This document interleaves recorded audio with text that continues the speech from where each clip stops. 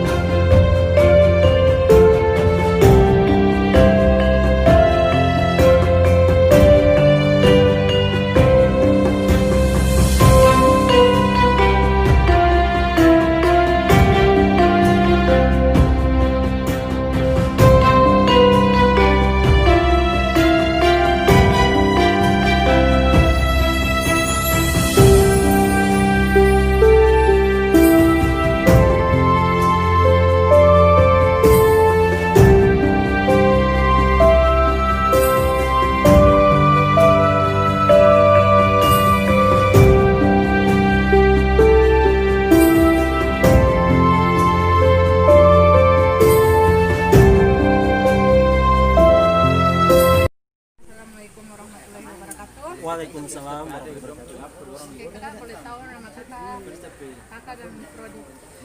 Oh, nama saya Adam Basirun, mahasiswa Ternate. Sekarang alhamdulillah baru selesai di studi pasca sarjana Ternate dengan gelar Magister Hukum. Oke, di sini kami mau bertanya tentang cara menghidupkan kembali nilai-nilai Pancasila dalam sila ketiga menurut kakak. Pancasila, 7 abad lamanya kita berpancasila tanpa nama. Disampaikan oleh salah satu Presiden Republik Indonesia. Yang keempat disebut dengan Gus Dur atau Abdul Wahid. 7 abad lamanya dia berpancasila tanpa nama. Salah satu filosofi yaitu tentang persatuan Indonesia. Dengan persatuan Indonesia lah Indonesia ini bisa dimerdekakan.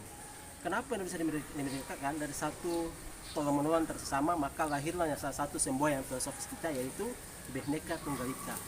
Berbeda-beda tetap satu jua. Di dalamnya ada filosofi makna Bhinneka Tunggal Ika itu terdiri dari berbagai macam suku, bangsa serta bahasa. Namun bisa disatukan menjadi satu. Persatuan itu memerdekakan NKRI sampai hari ini kita nikmati. Kalau kita meningkatkan persatuan Indonesia untuk prinsip untuk pengamalan Pancasila sebagai falsafah bangsa, dan kita ambil item di poin ketiga yaitu persatuan Indonesia. Hari ini kalaupun Indonesia tidak bisa bersatu dengan filosofi Pancasila tanpa nama 7 abad lamanya, maka hari ini Indonesia belum merdeka. Kenapa? Kalaupun tidak ada kesatuan antara suku bangsa, yang konon katanya hari ini kita lihat data statistik BPS bahwa Indonesia itu kurang lebih 1.340 suku di data BPS, dan Jokowi kemarin mengkampanyekan Indonesia itu 714 suku. Dan bahasa juga banyak sekali, namun bisa bersatu. Nah, itu disimbol dengan Bhinneka Tunggal Ika. Untuk pengamalan terhadap generasi milenial untuk mengokohkan kembali Indonesia untuk bersatu, yang pertama kita harus saling tolong menolong antar sesama. Berdasarkan filosofis burung Garuda, Pancasila itu diikat dalam salah satu rantai, yaitu rantai itu mengikat satu sama lain untuk rukun, damai, membentuk negara Indonesia. Tidak lagi kita cerai berai untuk sesama sehingga Indonesia ini runtuh. contoh yang kita ambil pada aspek kepribadian kita sebagai pengembangan keutuhan NKRI pada aspek persatuan. Yang pertama, kita sebagai warga negara harus berpartisipasi penuh dalam bangun sosial ya. Jadi kalau dikatakan oleh John Paul II bahwa manusia sebagai makhluk sosial, maka kita sebagai warga negara ya tetap harus berjiwa sosial, saling tolong menolong antar sesama. Dari tolong menolong itu maka melahirkan salah satu mufakat, yaitu kemerdekaan negara Indonesia. Kalau hari ini kita hidup sendiri-sendiri, maka yakin dan percaya kita tidak kokoh dan kuat. Ibarat seperti satu sapu lidi ya. Sapu lidi kalaupun dia hanya satu, maka dia tidak mampu menyapu atau membersihkan. Tapi sapu lidi dia berkumpul menjadi satu, dia bisa menyapu dan bisa membersihkan. Itu filosofi, kita harus bersatu. Kalau hari ini tidak bersatu, maka kita bisa dibilang ya tidak tolong menolong, gotong royong pada aspek pembangunan. Contoh, kalaupun bangunan itu kita bangun sendiri-sendiri maka tidak akan selesai. Maka butuhlah gotong royong. Gotong royong itu lahirnya namanya Persatuan Indonesia. Itu filosofi dan prinsip dasar sehingga Persatuan Indonesia itu dikokohkan menjadi satu dari Sabang sampai Merauke dengan beribu-ribu pulau, karakter, suku, bangsa, maka diikat dengan satu persatuan. Terima kasih. Di sini yang tadi yang sudah ditanyakan oleh teman saya yaitu tentang pendapat kakak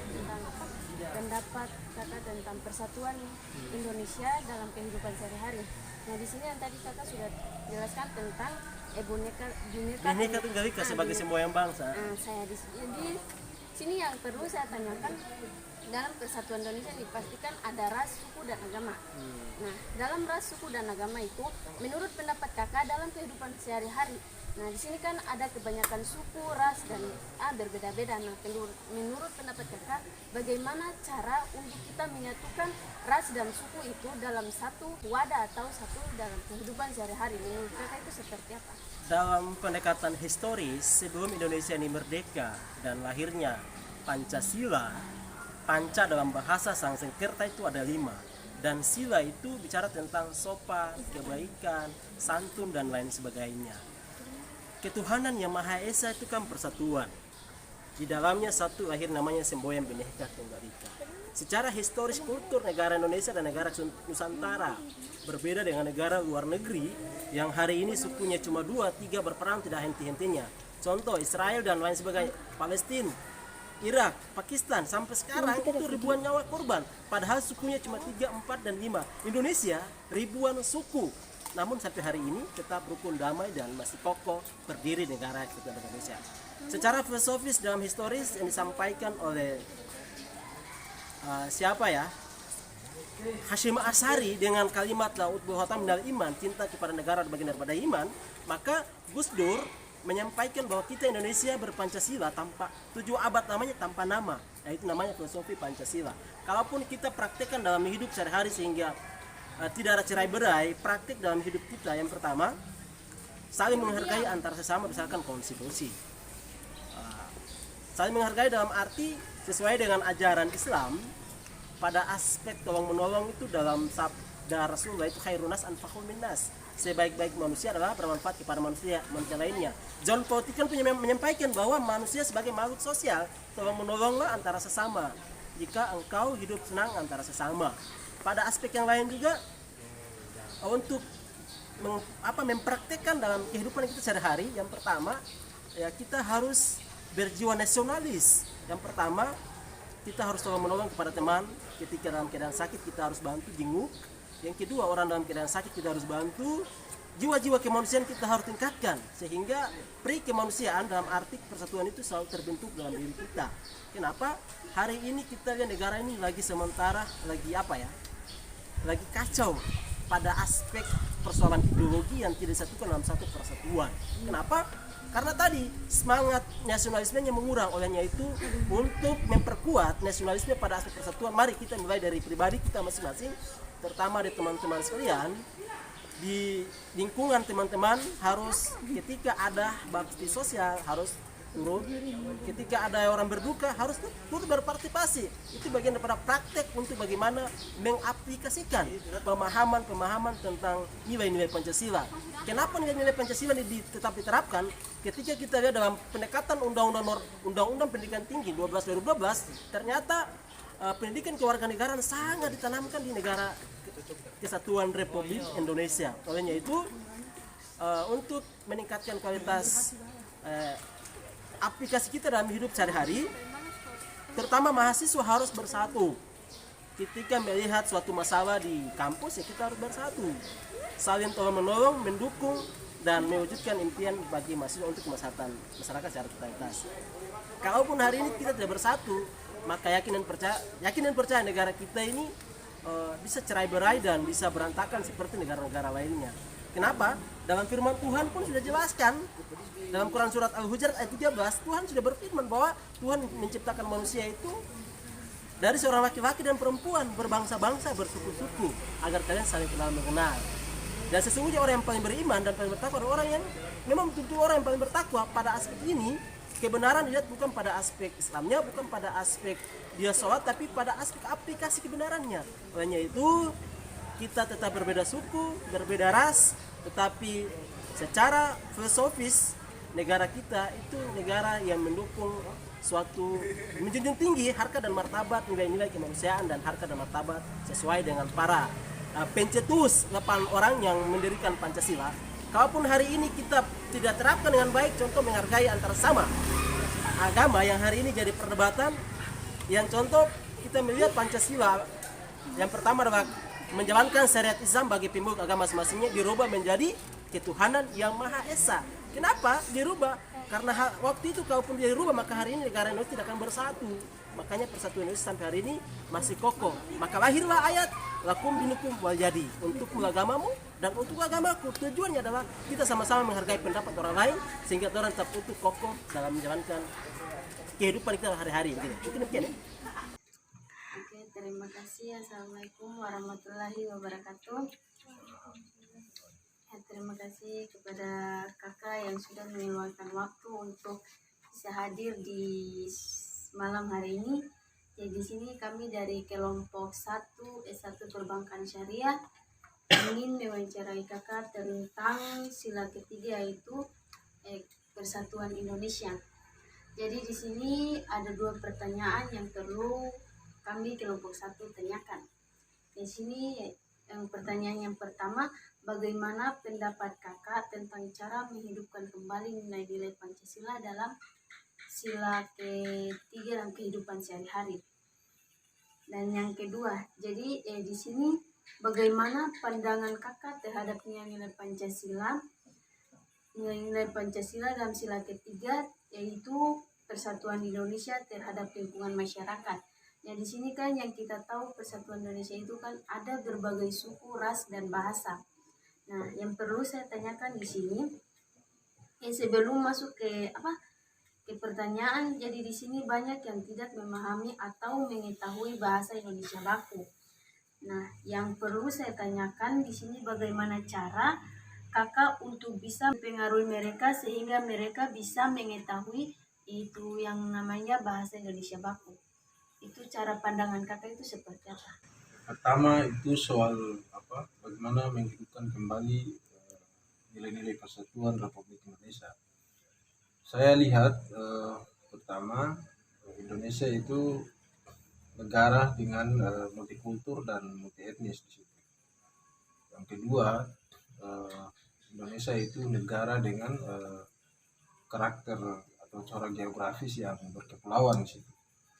Karena berkepulauan, maka yang harus dipahami di dalam konteks persatuan Indonesia, pertama-tama itu kita harus memahami dulu bagaimana sih karakter atau karakteristik masyarakat Indonesia yang dihubungkan oleh laut, terpisah oleh pulau, dengan corak kebudayaan dan budaya atau agama yang berbeda-beda di situ. Nah, di dalam nilai persatuan Indonesia dalam sila kelima Pancasila ini bukan sekedar soal ide negara yang mencoba untuk mempersatukan bangsa tanpa ada kerangka dasar. Artinya Pancasila itu sebenarnya punya bentuk pemikiran yang mendalam di situ. Dulu para founding fathers, Soekarno, Sultan Syahrir, Muhammad Hatta, mereka merumuskan Pancasila itu melalui berbagai pemikiran dunia. Nah, jadi menghidupkan kembali nilai-nilai persatuan itu kita tidak boleh lalai atau kita tidak boleh mengabaikan tentang aspek pendidikan. Nah, pendidikan yang dimaksud adalah pertama soal pendidikan multikulturalisme. Hal yang paling penting sekali mesti dipahami secara sosial antropologis di Indonesia yang harus kita pahami itu karakteristik.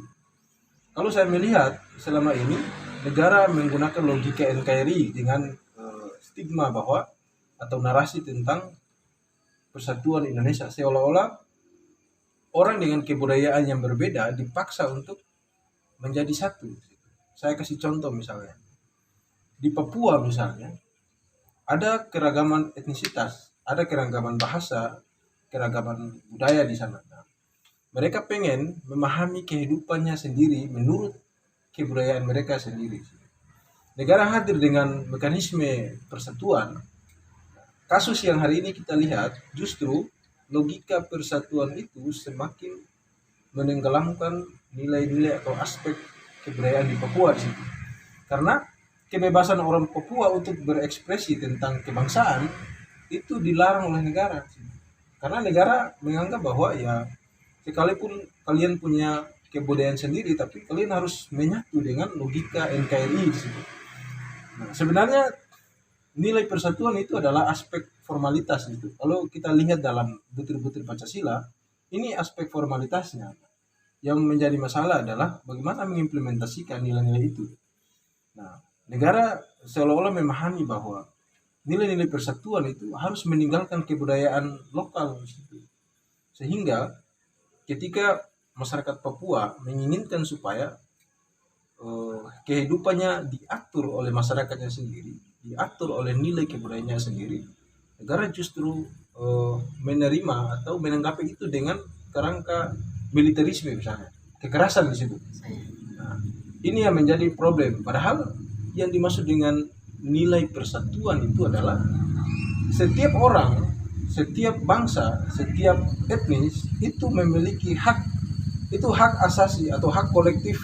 Misalnya kalau orang Papua, hak kolektif orang Papua. Kalau di Kalimantan, itu hak kolektif orang Kalimantan. Kalau di Aceh itu hak kolektif orang Aceh.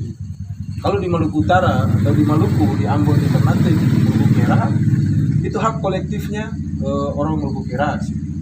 Misalnya dulu dalam sejarah itu di Kesultanan Ternate misalnya, dulu di masa Sultan Ahmad Jabir Shah di situ, beliau mau bersatu, tergabung di dalam NKRI misalnya, logika persatuan Indonesia. Beliau mau bergabung di situ, tetapi beliau tidak menyerahkan hak kedaulatannya kepada negara.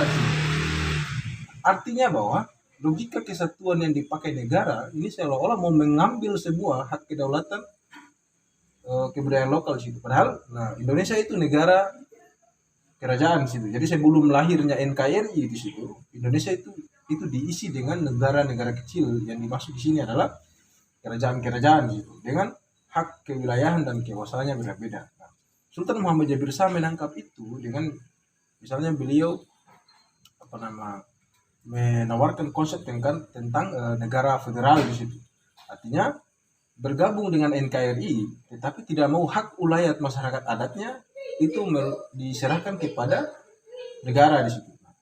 Sekarang kita lihat misalnya konsekuensi yang diterima. Saya kasih contoh selain di Papua itu di Ternate misalnya. Di Kesultanan Ternate itu ada misalnya hak pengelolaan hak ulayat masyarakat adat Kesultanan Ternate di situ. Termasuk ketika ada konflik-konflik agraria, konflik tanah, itu kesultanan itu punya mekanisme sendiri untuk menyelesaikan konflik tanah situ. Ketika NKRI hadir, lalu dirumuskanlah hukum-hukum tanah nasional, maka seluruh hak kewilayahan atau hak ulayat masyarakat adat Kesultanan Ternate ini ikut tergerus dengan hadirnya hukum formal situ, yang punya logika positifis situ. Jadi logika positifis itu kayak negara menginginkan bahwa tidak, sekalipun kalian itu punya hak sendiri, tapi mau tidak mau hak itu harus diberikan pengelolaannya kepada negara. Padahal logika kesatuan yang dimaksud itu hak pengelolaan, misalnya hak pengelolaan tanahnya tetap dikelola secara otonomi oleh kerajaan itu, oleh bangsa itu, oleh etnis tertentu, tanpa harus negara mengintervensi. Nah, Sekarang justru bagi saya nilai-nilai persatuan itu mengalami pergeseran yang sangat mendasar karena aspek kebudayaan yang real di tingkat masyarakat itu tidak lagi diakui oleh negara. Nah, bagaimana untuk membangkitkan kembali nilai-nilai itu?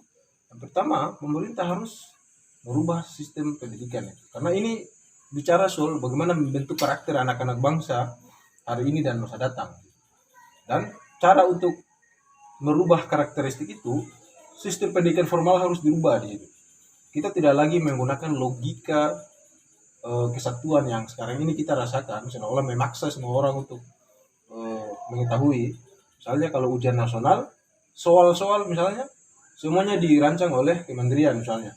Jadi orang dengan berbagai karakter, berbagai suku, berbagai bangsa, hidup dengan pola pikir yang berbeda, itu seolah diajak untuk menyatu dalam konteks pendidikan misalnya. Kenapa di ujian nasional tidak memberikan kebebasan kepada sekolah atau daerah tertentu untuk merancang soalnya sendiri? Nah, padahal ini anak-anak kementerian di bidang kementerian atau nasional itu tidak mengetahui karakter anak-anak di situ. Tapi negara memaksa bahwa ujian nasional soalnya harus disusun oleh kementerian atau pusat. Nah, akhirnya apa? Kita harus jujur bahwa di tingkat SMA sekalipun, saya termasuk orang yang dulu ujian nasional kalau misalnya tidak guru tidak membocorkan soal, maka saya juga tidak akan lulus di situ. Saya harus jujur di situ. Nah, ini kelemahan kita. Kenapa? Ya soalnya diberikan, disusun oleh nasional, baru dikerjakan oleh anak-anak di daerah. Nah, ini problem logika kesatuan yang dari itu. Jadi untuk bagaimana membangkitkan kembali nilai-nilai itu, pemerintah harus merubah sistem pendidikan kita, lebih mengarah kepada kurikulum yang mengangkat basis-basis real kebudayaan di daerah-daerah. Tidak harus menggunakan logika yang sekarang terlalu memaksakan kalau dalam logika NKRI sekarang, bagi saya lihat secara sosiologis, dia lebih berkonotasi memaksa di sini. Kan nanti beda tuh. Kalau persatuan Indonesia itu nanti kita akan bicara tentang state, negara dan nation, bangsa di situ. Kalau dalam logika state, negara, maka yang dipakai adalah aturan yang memaksa di situ. Buktinya misalnya kayak di Papua di situ negara selalu memaksa dengan sistem militerisme harus diarahkan ke sana, berani ada yang memberontak ditembak. Padahal itu HAM itu. Dan kasus itu tidak pernah diselesaikan dari dulu sampai sekarang. Yang kedua, yang tadi logika state, negara. Nah, dalam logika nation, bangsa, inilah yang perlu kita kembangkan di situ.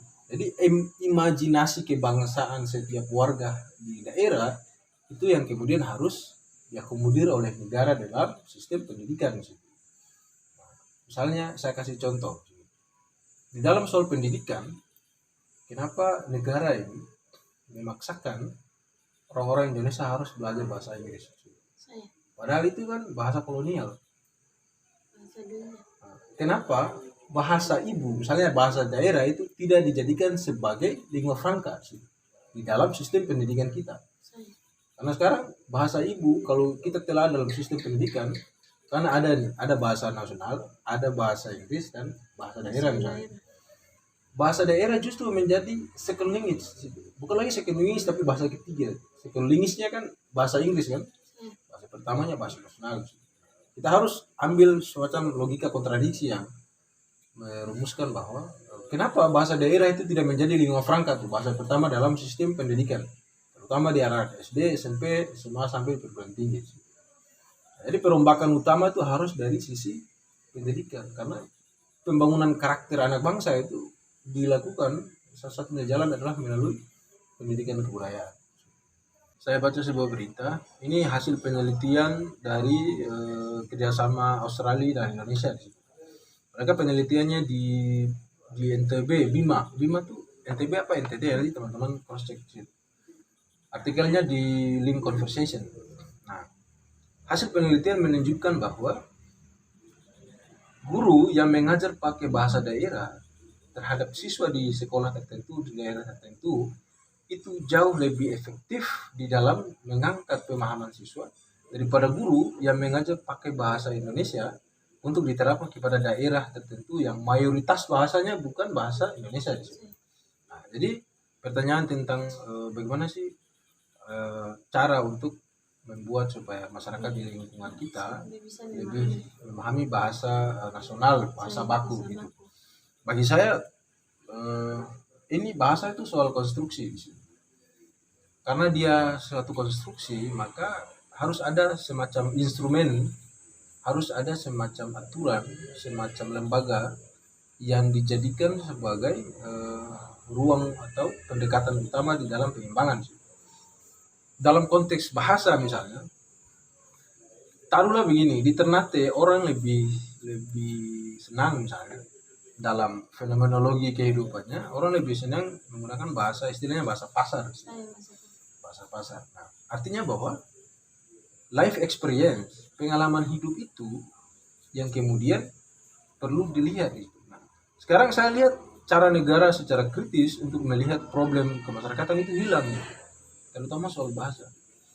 Bayangkan saja, kenapa negara, kalau kita bicara soal karakter misalnya, karena kebudayaan itu bicara soal karakter.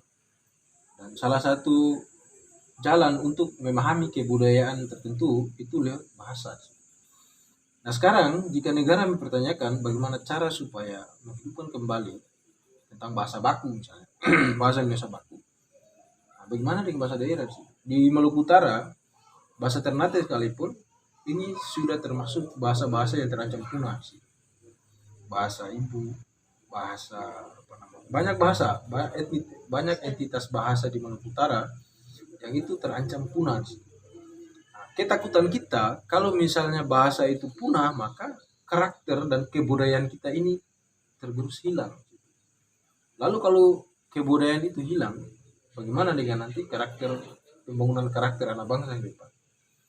Di Cina, di tahun-tahun ketika Cina mengalami krisis ekonomi, satu-satunya jalan yang bisa menghidupkan kembali ekonomi Cina adalah jalan kebudayaan. Nah, sekarang saya lihat di kementerian, misalnya di pusat bahasa, kementerian pendidikan dan kebudayaan, kementerian dan ini punya minat yang agak minim tentang bagaimana mengembangkan kembali bahasa-bahasa daerah sih. Saya belum bisa meneruskan tentang bagaimana sih harus membangkitkan kembali bahasa-bahasa baku. Saya kira hanya jalan pendidikan. Ada berbagai bentuk. Ada pendidikan formal, ada pendidikan non formal, dan juga ada pendidikan informal di situ.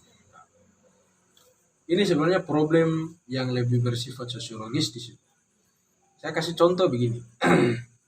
Di Ternate nih, kalau misalnya dalam sistem kekerabatan, orang menikah, misalnya orang Ternate menikah dengan orang Jawa, maka mungkin kemungkinan anak-anaknya akan lebih menggunakan bahasa baku di Indonesia. Kalau orang Ternate menikah dengan sesama Ternate, taruhlah di Giri misalnya, orang Giri menikah dengan orang Giri, mungkin anak-anaknya lebih kemungkinan besarnya, karena di lingkungan keluarganya berbasis bahasa Ternate, maka aspek bahasanya lebih besar ke arah bahasa Ternate. Kalau misalnya dia menikah dengan orang luar, ini sebenarnya tergantung dengan pengalaman kita masing-masing. Dan pertanyaan mengenai bagaimana membagikan atau memberi pemahaman soal bahasa baku Indonesia, bagi saya itu tidak ada problem sih. Kalau misalnya orang tidak tahu bahasa Indonesia kan bahasa Melayu. Dia dijadikan sebagai bahasa nasional karena waktu itu ketika di pusat-pusat perdagangan, di pelabuhan-pelabuhan dan lain-lain, orang lebih banyak menggunakan bahasa Melayu. Maka di dalam Sumpah Pemuda dan lain-lain, mereka menyepakati bahwa kita punya satu bahasa dengan menggunakan bahasa Melayu yang punya latar historis tentang perdagangan. Bagi saya sekarang kalau orang di suatu daerah kurang mengetahui tentang bahasa baku misalnya, bagi saya itu kurang bermasalah. Yang menjadi problem adalah ketika bahasa daerahnya sendiri dia tidak tahu. Nah, orang Ternate yang tidak tahu bahasa Ternate, ini dia yang menjadi problem utama tuh di situ. Karena kita kembali lagi kepada soal penyatuan tadi, itu bicara soal nation, bukan soal negara. Nah, tinggal teman-teman memahami apakah logika kenegaraan seperti itu mau dipertahankan ataukah kita harus kembali jauh kepada proses logika kebangsaan. Karena sebelum negara ini hadir, kita sebenarnya punya negara sendiri. Kita punya negara Aceh, punya negara Demak, punya negara Sriwijaya, negara Ternate, Timur, Baca, dan yang terhimpun dalam satu kesatuan Maluku Merah. Jadi untuk membagikan kembali bahasa-bahasa baku, saya kira ya ini soal bagaimana mengkonstruksi pendidikan di tingkat formal dan juga di tingkat keluarga. Karena lembaga pendidikan yang paling pertama itu adalah lembaga keluarga. Kalau misal mau menginstruksi bahasa baku itu lebih dikenal oleh anak-anak muda generasi lain, mulailah dari lingkungan keluarga dan mulailah dari lingkungan sosial. Tinggal teman-teman melihat bagaimana problem dasarnya. Saya kira ini soal kembali lagi ke soal pendidikan. Nanti kembali ke diri sendiri, kembali ke keluarga dan pendidikan. Kalau saya, Kalau menurut pandangan kakak tuh gimana? kalau saya yang pertama itu menginstruksi itu dimulai dari lingkungan keluarga, kemudian dari lingkungan sosial, dan harus merubah tadi sistem pendidikan kita. Karena yang menjadi masalah di kita sekarang ini semuanya soal sistem pendidikan. Jadi kita tuh seolah-olah memahami bahwa ternyata pendidikan itu cuma di SD, di SMP, di SMA, perguruan tinggi. Padahal secara sosiologis, ketika saya berada di lingkungan di sini, sebenarnya lingkungan ini merupakan lembaga pendidikan. Misalnya ini di Facai ini, masyarakat Facai itu sebenarnya memiliki sistem pendidikan tersendiri. Kalau kita tanya lebih lanjut, sistem pendidikannya kayak apa? Ya, mereka punya sistem kebudayaan. Sistem kebudayaannya adalah merujuk pada sistem nilai dan adat seatoran di Kesultanan Ternate. Sistem pendidikan seperti ini yang harus kita bangkitkan. Selain daripada mempertanyakan bagaimana harus membagikan kembali bahasa-bahasa baku di Indonesia. Karena ketakutan saya kalau kita membangkitkan kembali bahasa-bahasa baku Indonesia, justru itu negara tidak dibarengi dengan penguatan terhadap nilai-nilai kelokalan dalam bentuk pengembangan bahasa daerah. Karena saya dosen sosiologis dan saya melihat ini problem yang paling mendasar di Indonesia saat ini. Karena bagi saya ini soal mentalitas, karakteristik. Jangan pernah berharap kalau pendidikan kita itu sukses kalau sejak awal mentalitas peserta didik itu tidak pernah dipupuk. Karena memupuk mentalitas peserta didik, satu-satunya jalan adalah soal kebudayaan. Itu salah satunya adalah soal bahasa. Pembentukan karakter tidak semudah memberi nasihat dan instruksi, tetapi memerlukan kesabaran, pembiasaan, dan pengulangan. Proses pendidikan yang dialami peserta didik sebagai pengalaman pembentukan kepribadian melalui memahami dan mengalami sendiri nilai-nilai keutamaan moral, nilai-nilai ideal agama, dan nilai-nilai moral. Setiap personalia pendidikan memiliki persamaan persepsi tentang pendidikan karakter masing-masing. Pemaknaan kembali dan menghidupkan kembali nilai-nilai Pancasila merupakan jalan yang tepat untuk melawan pengaruh negatif globalisasi yang berdampak buruk atau negatif bagi generasi muda. Untuk itulah diperlukan upaya dan usaha dalam menanamkan serta menginternalisasikan nilai-nilai Pancasila. Salah satunya melalui pendidikan Pancasila lewat generasi muda penerus bangsa. Melalui pendidikan diharapkan mampu membentuk karakter pribadi penerus bangsa yang tidak mudah goyah oleh derasnya arus globalisasi. Selain itu, perlu adanya aktualisasi nilai Pancasila dalam kehidupan sehari-hari yang sesuai dengan ideologi Pancasila. Dengan revitalisasi nilai-nilai Pancasila, diharapkan integritas nasional akan tetap terjaga.